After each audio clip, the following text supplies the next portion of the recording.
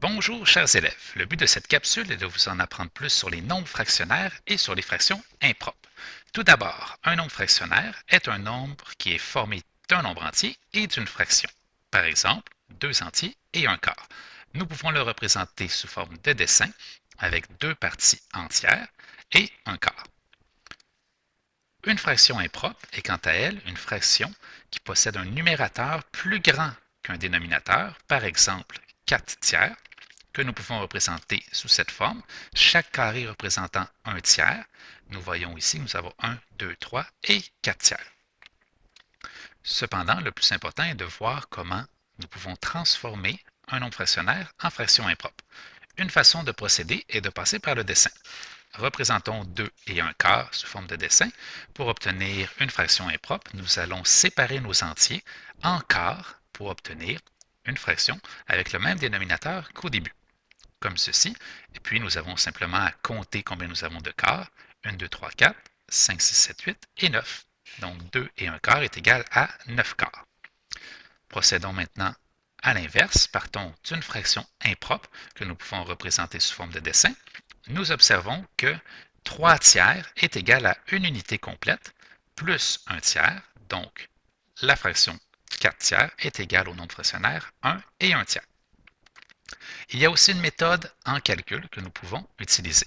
Alors, lorsque nous voulons transformer un nombre fractionnaire en fraction impropre, il faut tout d'abord transformer nos entiers en fractions en ayant le même dénominateur que la fraction du départ. Alors, dans cet exemple, un entier, nous voulons le transformer en douzième, va être égal à 12 douzièmes, puisque 12 parties sur 12 est égal à un entier, plus notre partie fractionnaire que nous avons déjà, qui est 5 douzièmes. Petit rappel concernant les additions de fractions, lorsque nous avons le même dénominateur, nous avons uniquement à additionner le numérateur. Dans ce cas-ci, 12 plus 5 est donc égal à 17 douzièmes. Voyons un autre exemple. 4 et 1 sixième, nous transformons les entiers en sixième. En effectuant 6 fois 4, nous obtenons 24 sixièmes.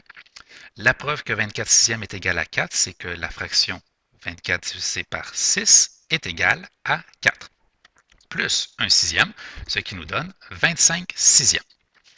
Voyons maintenant comment procéder à l'inverse, donc à partir d'une fraction impropre que nous allons transformer en nombre fractionnaire. Il est très important de nous rappeler qu'une fraction représente une division, donc nous allons procéder à la division du numérateur par le dénominateur pour obtenir une partie entière, puis le reste, nous allons le transformer en fraction sur le dénominateur de la fraction de départ. Alors, voyons voir comment procéder avec un exemple 5 demi. 5 divisé par 2 nous donne 2 entiers complets, puisque 2 fois 2 nous donne 4, ce qui est le plus grand nombre entier sous 5 que nous pouvons diviser par 2.